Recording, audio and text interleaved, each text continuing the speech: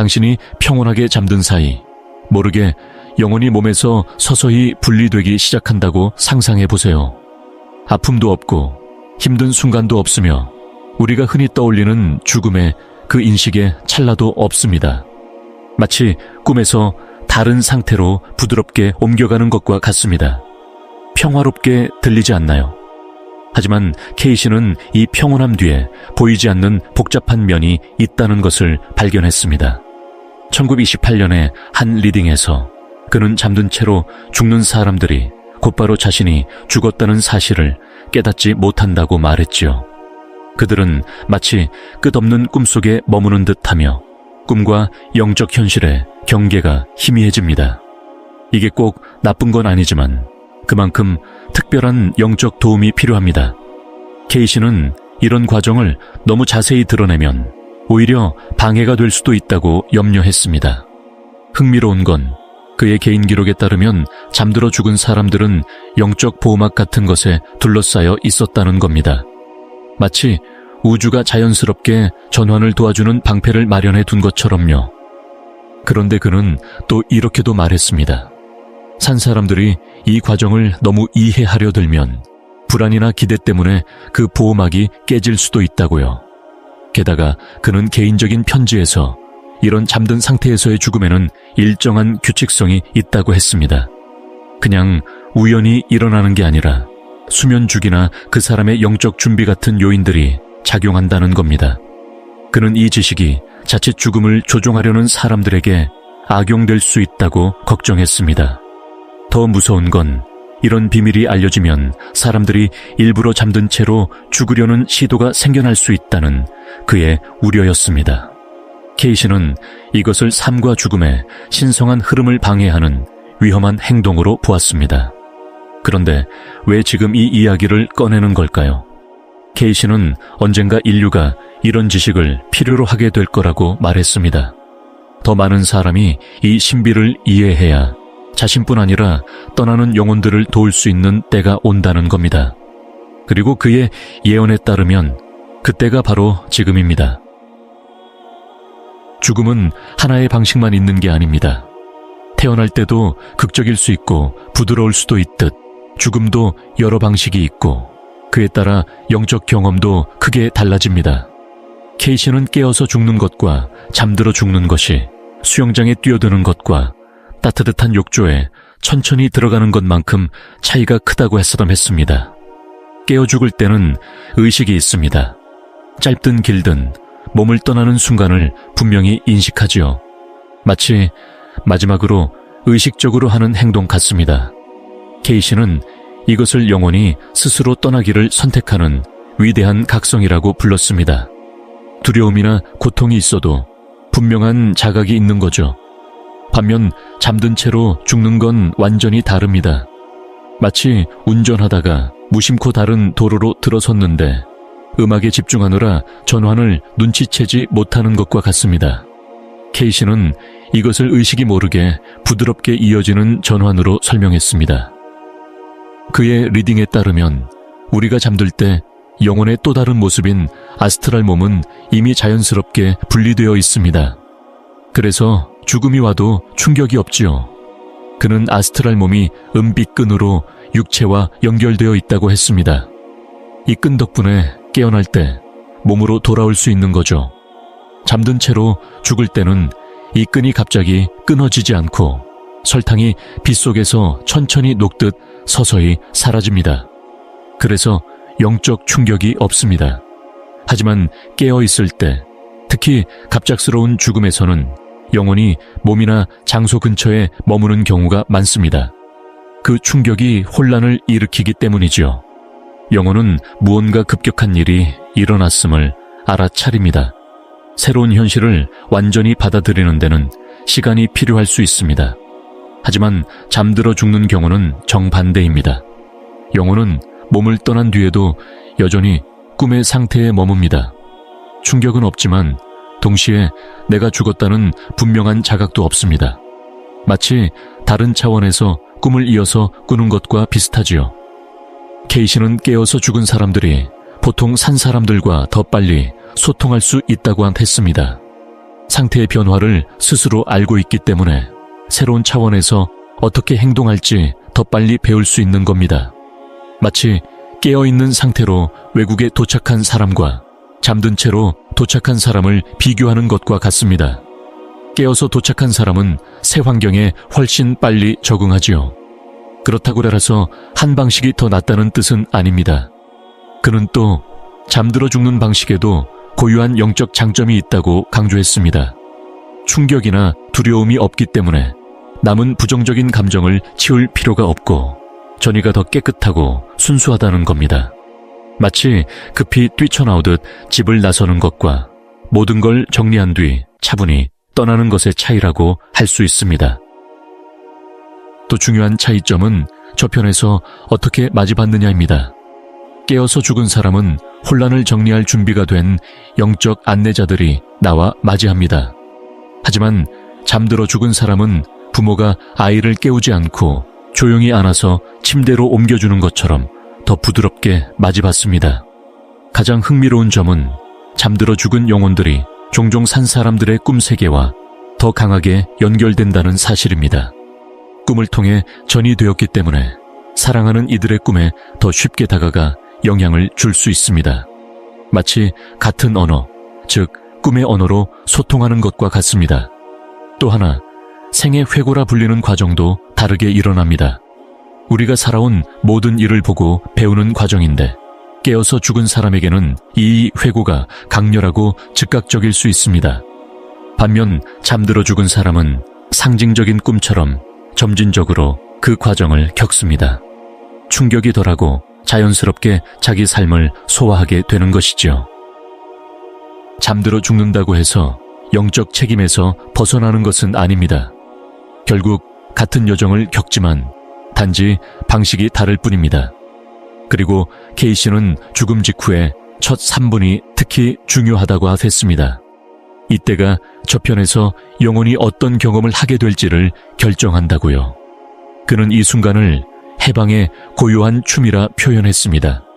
몸이 완전히 식기 전 아주 놀라운 일들이 벌어진다고 했습니다. 죽음은 많은 이들이 생각하듯 즉각적으로 끝나는 게 아닙니다. 심지어 잠들어 죽는 경우에도 사람이 숨을 멈추기 전부터 이미 서서히 시작되는 과정이 있습니다. 마지막 전이 직전, 영혼은 이미 준비를 시작합니다. 여행을 앞두고 가방을 챙기듯 말이지요. 첫 1분 안에 의식은 점점 확장되며 물리적인 감각의 벽이 무너져 내리기 시작합니다. 이때 잠자는 사람은 종종 아주 선명한 자각몽을 경험하는데 사실 이것은 의식이 넓어지는 첫 신호입니다. 두 번째 분에는 K씨가 위대한 해방이라 부른 일이 일어납니다. 몸과 영혼을 잇는 은빛끈이 갑자기 끊어지는 게 아니라 따뜻한 물에 실크실이 녹듯 부드럽게 풀어집니다. 그래서 고통이나 공황 같은 것이 없습니다. 그리고 이 순간 잠들어 죽은 사람들은 꿈의 논리를 유지합니다. 꿈에서는 불가능해 보이는 일도 당연하게 느껴지잖아요. 날아다니거나 동시에 두 곳에 있거나 이미 죽은 사람과 대화해도 꿈 안에서는 자연스럽습니다. 그 논리가 전이 과정에도 그대로 이어지는 겁니다. 그래서 자신이 죽었다는 사실을 곧바로 깨닫지 못하는 경우가 많습니다. 벽을 통과하거나 날 수 있게 된 걸 보면서도 내가 죽었구나가 아니라 참 신기한 꿈이네 라고 생각할 수 있지요. 세 번째 분은 더욱 신비롭습니다. 바로 이때 K씨가 말한 환영단이 나타납니다. 놀라운 점은 잠들어 죽은 사람의 경우 이 환영단에는 생전의 꿈속에서 자주 만났던 이들이 포함된다는 겁니다. 그래서 죽음을 맞이할 때 이미 익숙한 얼굴들이 먼저 나와 반겨줍니다. 낯선 파티에 가서 아는 사람이 몇 명 있으면 안심이 되는 것처럼 불안은 줄고 위안은 커집니다.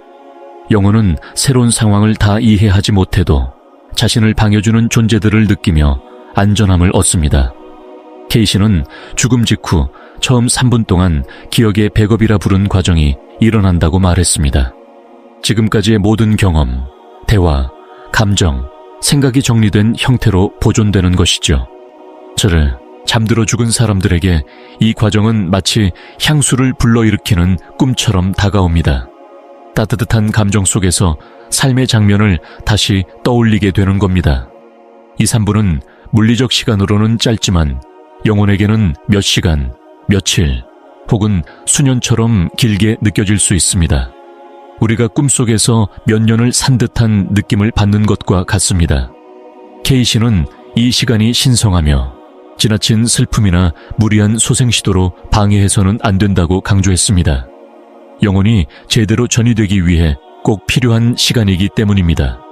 만약 이 과정이 끊기면 떠나는 사람뿐 아니라 남아있는 사람에게도 영적 혼란이 찾아올 수 있습니다. 그가 발견한 놀라운 현상 중 하나는 잠들어 죽은 일부 영혼들이 저편에서 곧바로 깨어나지 않고 잠속의 잠에 머문다는 것입니다. 영적 휴면 상태라 불리는 이 현상은 수십 년, 수백 년, 때로는 1000년 이상 이어질 수도 있습니다. 그냥 우연히 일어나는 일이 아니라 무의식적으로 스스로 그렇게 머물기를 선택하는 것이죠. 마치 좋은 꿈을 꾸며 알람을 무시하는 사람처럼요. 그렇다면 왜 이런 일이 잠들어 죽은 이들에게 특히 많이 일어날까요? 이유는 충격이 없기 때문입니다. 갑작스러운 자각이 없으니 영혼은 단순히 꿈이 이어지는 것처럼 느끼는 겁니다. 마치 소파에서 TV를 보다가 잠들었는데 여전히 같은 프로그램을 보고 있다고 꿈꾸는 것과 같습니다. K씨는 이 현상을 겪기 쉬운 영혼들을 3가지로 구분했습니다. 첫째, 삶이 너무 힘들고 트라우마가 많았던 사람들입니다. 꿈의 상태가 마침내 안전하고 평온한 곳으로 느껴져 계속 머물고 싶어하는 것이죠. 둘째, 세상에 대한 애착이 아주 강했던 사람들입니다. 가족, 집, 일상에 집착했던 이들은 그 현실을 그대로 꿈으로 이어가며 사랑하는 사람과 같은 집에서 같은 일을 하며 살아가는 시나리오를 만듭니다. 셋째, K씨가 미뤄진 완벽을 추구한 사람들이라 부른 이들입니다. 늘 내일은 더 좋은 삶이 시작될 것이라 믿으며 이상적인 직장, 관계, 집을 기다렸던 이들입니다. 죽은 뒤에도 그들은 끝없이 언젠가의 완벽한 삶을 기다리며 영원히 이어지는 꿈을 꾸는 것이죠. 이 영혼들이 갇혀있는 것은 아닙니다. 그들은 스스로 그곳에 머물기를 택했을 뿐입니다. 마치 자기 방 열쇠를 갖고 있으면서도 안이 편해서 굳이 나가지 않는 것과 같습니다. 다만 그 상태에 머무는 동안은 영적 성장이 멈춥니다. 안전하고 편안하긴 하지만 배우지도 발전하지도 못한 채 같은 학년을 반복하는 것과 비슷합니다. K씨는 이런 영혼들을 깨워주는 영적 알람 시계 같은 존재들이 있다고 했습니다. 그들은 휴면 상태에 빠진 영혼들의 꿈속으로 들어가 현실에 의문을 품게 만들 작은 불일치를 심어줍니다. 예를 들어 꿈속에서 글자가 계속 바뀌거나 손이 이상해 보이는 것처럼요. 이런 작은 신호들이 그 영혼에게 이건 단순한 꿈이 아닐지도 몰라 라는 깨달음을 주는 것입니다. 또 K씨는 이 휴면 상태의 영혼들이 산 사람들의 꿈에 영향을 주기도 한다라고 밝혔습니다. 꿈속에 쉽게 들어갈 수 있기 때문에 때로는 단순한 방문자가 아니라 반복적이고 혼란스러운 꿈으로 나타나기도 합니다. 그래서 남아있는 이들의 역할도 중요합니다. 사랑하는 이가 잠들어 죽었다는 사실을 알게 되면 그 영혼이 앞으로의 길을 계속 갈 수 있도록 마음으로 허락해 주어야 한다고 K씨는 말했습니다. 우리의 과도한 집착과 그리움이 오히려 그 영혼을 끝없는 수면 상태에 붙잡아 둘 수 있기 때문입니다. 좋은 소식은 이 상태가 오래 이어질 수는 있어도 영원하지는 않다는 점입니다. 결국 모든 영혼은 깨어나기를 선택하고 다시 영적 성장을 계속합니다. 다만 안전한 꿈을 떠나 새로운 여정을 받아들일 준비가 될 때까지 시간이 필요할 뿐이죠. 에드거 K씨가 발견한 가장 흥미로운 사실 중 하나는 영혼이 무의식적으로 수면 속 죽음을 준비한다는 겁니다. 바로 예지몽을 통해서 말이죠. 그는 많은 사람들이 죽음을 맞기 몇 주나 몇 달 전부터 이런 경고의 꿈을 꾸기 시작한다고 말했습니다. 겉보기엔 평범한 꿈이지만 자세히 씹어보면 떠남이 가까워졌음을 알려주는 상징이 담겨 있습니다. 케이시에 따르면 영혼은 의식적인 마음을 넘어서는 지혜를 가지고 있습니다. 삶의 계약이 끝나가면 서서히 준비를 시작하는 것이죠. 마치 잠자리에 들기 전 몸이 자연스럽게 졸음을 느끼며 잠들 준비를 하는 것과 비슷합니다. 이런 예지몽에는 공통된 특징이 있습니다. 첫째, 여행이 자주 등장합니다. 기차나 비행기를 타거나 끝없는 길을 걷는 꿈이지요. 하지만 도착지는 잘 보이지 않고 오직 여정만이 강조됩니다. 둘째, 이미 세상을 떠난 가족이나 친구가 나타납니다. 그들은 마치 환영 파티를 준비하는 듯 무엇인가 기대하며 기다리고 있습니다. 직접적으로 너는 곧 죽는다 라고 말하지 않지만 큰 변화가 다가왔음을 느끼게 합니다. 또 다른 패턴은 집에 관한 꿈입니다. 현재 집을 떠나 더 크고 아름다운 빛으로 가득한 집으로 이사하는 꿈 말이지요. 그것이 어린 시절의 집일 수도 있고 한 번도 본 적 없는 집일 수도 있지만 꿈에서는 늘 익숙하게 느껴집니다. 꿈의 분위기는 언제나 더 나은 곳으로 가는 긍정적인 감정으로 가득 차 있습니다. 또 자주 나타나는 것은 정리하는 꿈입니다. 서류를 정리하거나 옷장을 정리하거나 소지품을 나눠주는 꿈이지요. 영혼이 떠날 준비를 하고 있음을 보여주는 상징입니다. 이 예지몽 중 가장 감동적인 부분은 상징적인 작별 인사입니다. 꿈에서 중요한 장소들을 다시 찾아가는 겁니다. 학교, 첫 직장, 결혼식을 올린 교회 같은 곳에 작별을 구하지요. 마치 삶을 정리하는 작별 여행과도 같습니다. 혹시 이미 세상을 떠난 사람을 꿈에서 만난 적이 있나요? 혹은 길고 낯선 여행을 하다가 깨어났을 때 묘한 기분이 남았던 경험이 있나요? 이런 꿈들은 단순한 우연이 아닐 수도 있습니다. 더 놀라운 건 어떤 사람들은 아예 수면 속에서 자신의 죽음 장면을 미리 꿈꾸기도 한다는 겁니다. 침대에 누워있다가 몸에서 부드럽게 빠져나오는 꿈이지요. 그 안에는 두려움이 없고 오직 평화롭고 가벼운 감각만 있습니다. 케이시는 이것을 영혼이 실제 전이를 앞두고 미리 하는 리허설이라 보았습니다. 이 꿈에도 일정한 시간적 패턴이 있습니다. 몇 주나 몇 달 전에는 상징적인 꿈이 나타나고 죽음 직전에는 좀 더 직접적인 꿈, 자신의 죽음을 경험하는 꿈이 나타납니다. 흥미로운 건 이런 꿈을 받아들이고 평화롭게 인정한 사람들은 잠들어 죽을 때 훨씬 부드러운 전이를 한다는 점입니다. 즉, 영혼이 보낸 신호를 자각하는 것이 의식과 영혼의 협력을 강화해 더 조화로운 죽음을 맞이하게 한다는 것이죠. 이런 예지몽은 죽음을 앞둔 사람만 꾸는 게 아닙니다. 가까운 가족들도 종종 이런 꿈을 꾸게 됩니다. 사랑하는 이가 여행을 떠나거나 더 밝고 빛나는 모습으로 나타나는 시기지요. 더 흥미로운 점은 이런 꿈을 꾼 사람들이 이유는 몰라도 본능적으로 준비를 시작한다는 것입니다. 서류를 정리하거나 유언장을 쓰거나 가족과 중요한 대화를 나누는 식으로요. 케이시는 이런 꿈을 두려워하지 말고 존중해야 한다고 강조했습니다. 그것은 영혼이 스스로 다음 단계로 넘어갈 준비를 하는 자연스러운 지혜의 표현이기 때문입니다. 마치 우리 안의 깊은 본성이 모든 과정을 챙겨 죽음이 가능한 한 평화롭고 부드럽게 이루어지도록 돕는 것과 같습니다. 이런 꿈의 징후를 알아차린다면 우리는 그 시간을 용서와 사랑, 영적 준비의 대화에 활용할 수 있을 것입니다. 평소에 꿈을 자주 해석하던 사람들은 이런 예지 신호를 더 분명하고 덜 두렵게 받아들이는 경우가 많습니다. 마치 영혼이 꿈을 통해 말을 거는 언어에 이미 익숙한 것처럼요. 영혼이 잠든 채 죽은 뒤 영적 세계에서 깨어날 때 그 첫 경험은 아주 특별하면서도 혼란스러울 수 있습니다. 케이시는 이 순간을 다른 꿈에서 깨어나는 것에 비유했습니다. 영혼은 꿈의 의식에서 가져온 기억과 새로운 영적 현실을 서서히 구분해야 합니다. 영혼이 처음 깨닫는 건 내 몸이 다르지만 낯설지 않다는 사실입니다. 처음에는 지상에서 가졌던 모습과 감각을 그대로 유지하는데 이는 적응을 돕는 편안한 옷 같은 역할을 합니다.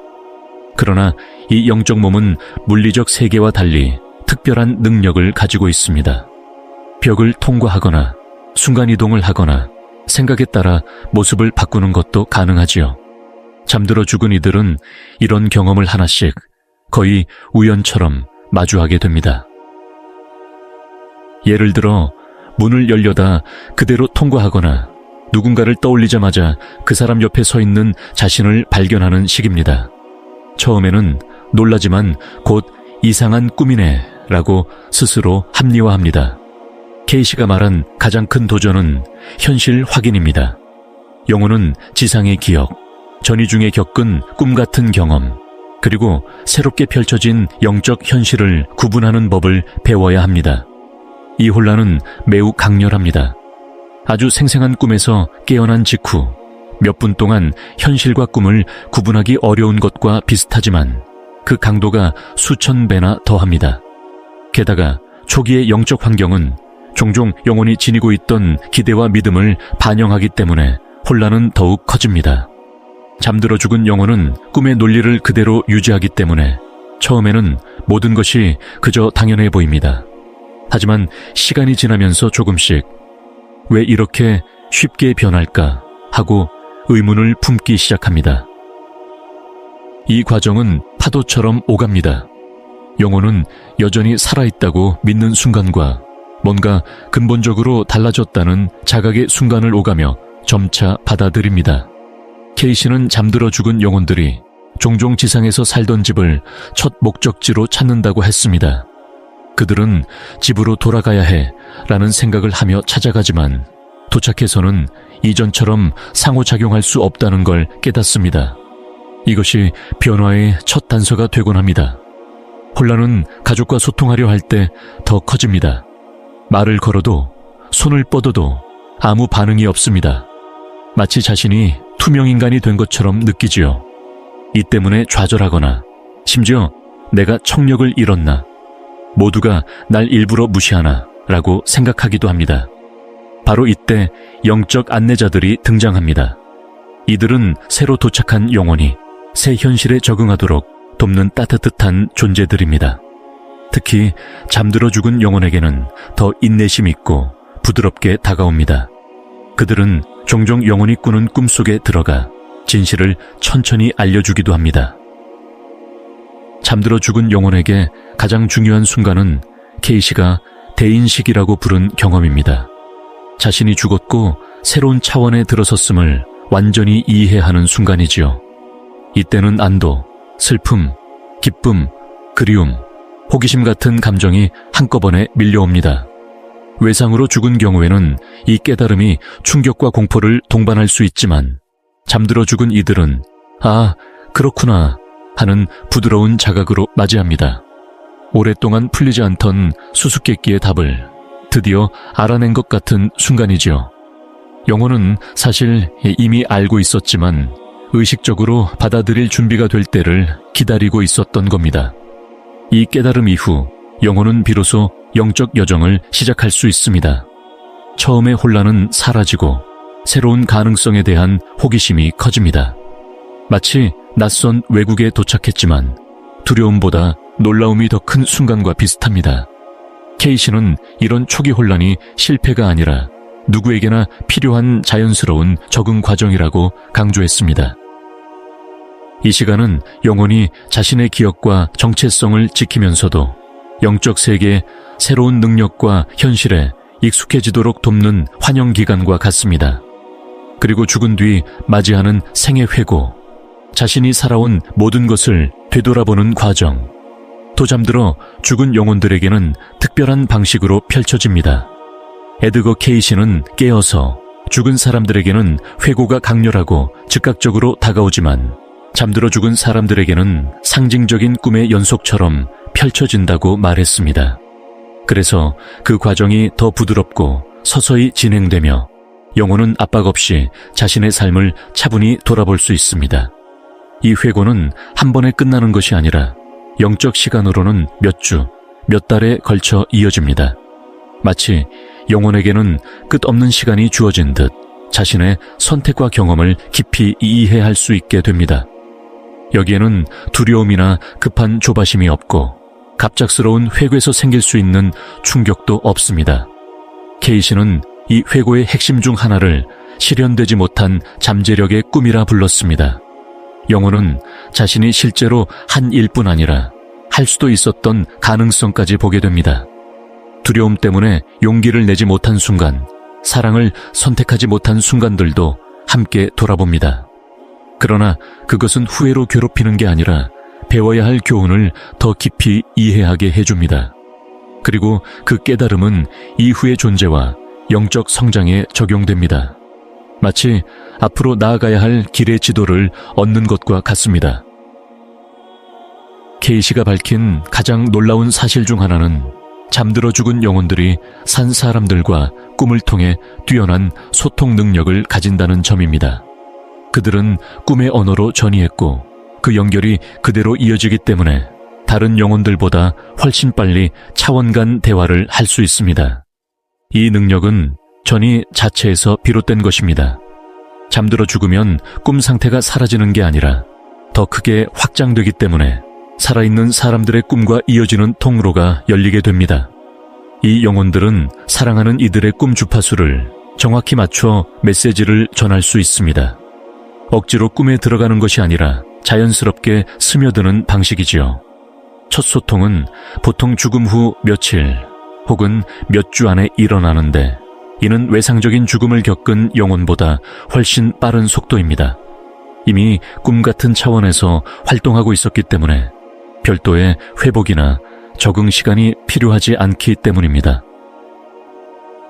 물론 모든 고인이 꾸는 꿈이 진짜 소통은 아닙니다. 하지만 진짜 소통이 담긴 꿈은 특별한 특징을 가집니다. 강한 감정적 인상을 남기고 새로운 정보나 예상치 못한 통찰을 전하며 마음의 평화와 위로를 줍니다. 그리고 중요한 점은 이 소통은 상대방의 자유의지를 존중한다는 것입니다. 영혼은 준비되지 않은 이에게 억지로 메시지를 전하지 않습니다. 그저 올바른 순간을 인내심 있게 기다립니다. 케이시는 이러한 소통이 가족을 넘어 생전에 깊은 정서적 연결을 맺었던 모든 이에게까지 닿을 수 있다고 했습니다. 가까운 친구, 멘토, 혹은 잠깐이지만 큰 영향을 주었던 사람까지 포함됩니다. 이 소통은 산 사람을 위로할 뿐만 아니라 영혼 자신의 성장에도 도움이 됩니다. 사랑과 안내의 메시지들이 오가며 영혼은 더 높은 차원에서 계속 발전해 나가고 물리적 죽음을 넘어선 사랑의 순환이 만들어집니다. 생애 말년에 케이시는 의식적이고 평화로운 수면 속 죽음을 준비하는 방법을 발전시키기 시작했습니다. 그는 이것을 가장 중요하면서도 동시에 위험한 발견이라고 여겼습니다. 왜냐하면 잘못 사용되면 예상치 못한 영적 결과를 불러올 수 있기 때문입니다. 그래서 그는 이 방법을 오직 신뢰할 수 있는 소수의 제자들에게만 전했습니다. 이 실천의 핵심은 혁신적이었습니다. 우리가 연습을 통해 더 잘 잠들 수 있듯이 영혼도 연습을 통해 죽음을 더 의식적이고 조화롭게 맞이할 수 있다는 것입니다. 케이시가 개발한 첫 번째 방법은 꿈 리허설이었습니다. 잠자리에 들기 전 스스로가 몸을 부드럽게 떠나 위로 올라갔다가 감사와 사랑 속에서 다시 돌아오는 장면을 상상하는 겁니다. 이 연습의 목적은 충격적인 체험을 만드는 것이 아니라 영혼이 분리되는 감각에 익숙해지도록 돕는 것입니다. 그는 또 하나의 중요한 훈련으로 사랑의 집착 내려놓기를 가르쳤습니다. 자기 몸과 삶을 깊이 감사하되 두려움이나 집착 없이 바라보는 연습이지요. 이것은 모든 소중한 것을 꽉 쥐지 않고 열린 손으로 붙드는 법을 배우는 것과 같습니다. 그래서 떠나야 할 때가 오면 저항이나 원망 없이 놓아줄 수 있는 준비가 되어 있는 상태지요. 두 번째 실천은 이미 세상을 떠난 사랑하는 이들과의 준비된 소통이었습니다. 깊은 명상이나 의식적인 꿈을 통해 가족과 연결을 유지하는 것입니다. 이는 죽을 시기를 예측하려는 것이 아니라 언젠가 다가올 전일을 쉽게 해주는 영적 다리를 튼튼히 하기 위함이었습니다. 케이시는 이렇게 정기적으로 영적 연결을 이어온 사람들이 죽음 후 더 부드럽게 전이 된다고 했습니다. 마치 환영단이 미리 준비되어 있어 낯선 곳에 혼자 도착하는 대신 익숙한 이들이 맞아주는 것과 같습니다. 세 번째 기법은 가장 강력한 예비적 용서였습니다. 살아있는 동안 정기적으로 자신의 삶을 돌아보고 자신을 상처 준 사람을 용서하며 자신이 해를 끼친 사람에게는 마음으로라도 용서를 구하는 것이지요. 이렇게 해야 죽음의 순간에 불필요한 감정의 짐을 지고 가지 않게 됩니다. 그는 이 용서가 단순한 머리의 이해가 아니라 마음 깊은 곳에서 우러나야 한다고 강조했습니다. 진짜 평화와 해방을 느끼는 진정한 용서여야 했습니다. 네 번째 실천은 케이시가 말한 의식적 영적 정체성을 기르는 것이었습니다. 단순히 직업, 가족관계, 사회적 역할로만 자신을 정의하지 말고 영원한 영혼으로서 성장하는 존재임을 자각하는 것입니다. 다섯 번째는 감사의 훈련이었습니다. 좋은 일에 대한 감사뿐 아니라 나를 단단하게 만든 어려움, 집착을 내려놓게 해준 상실, 영적 힘을 키워준 도전에 대한 감사까지 포함됩니다. 결국 인생 전체를 완벽한 선물로 바라보는 태도입니다. 여섯 번째는 준비된 봉사였습니다. 꼭 종교 지도자가 아니어도 괜찮습니다. 그저 다른 사람의 삶 속에서 사랑과 지지를 주는 존재가 되는 것, 그것만으로도 충분합니다. 마지막으로 가장 깊이 숨겨졌던 고급 기법은 전이 프로그래밍이었습니다. 깊은 명상에서 자신의 높은 자아와 연결해 수면 중에 평화롭게 떠나고 싶다는 바람, 오랜 고통 없이 가족 곁에서 조용히 죽고 싶다는 소망을 표현하는 것입니다. 케이시가 마지막에 전한 중요한 비밀은 죽음 순간의 감정 상태였습니다. 전이가 일어나기 직전의 마지막 감정이 영혼의 초기 체험을 크게 좌우한다는 사실입니다. 그는 이런 실천들이 삶을 회피하거나 죽음을 앞당기려는 것이 아님을 분명히 했습니다.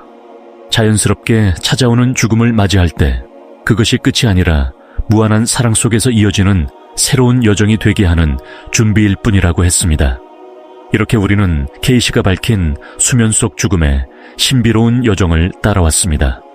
금기처럼 여겨졌던 이 지식은 사실 의식의 연속성과 영혼의 무한한 가능성에 관한 따뜻한 지혜였습니다. 기억하세요. 죽음은 끝이 아니라 변화입니다. 그리고 잠든 채로 맞이하는 죽음은 영혼의 여정에서 가장 부드럽고 아름다운 경험이 될 수 있습니다.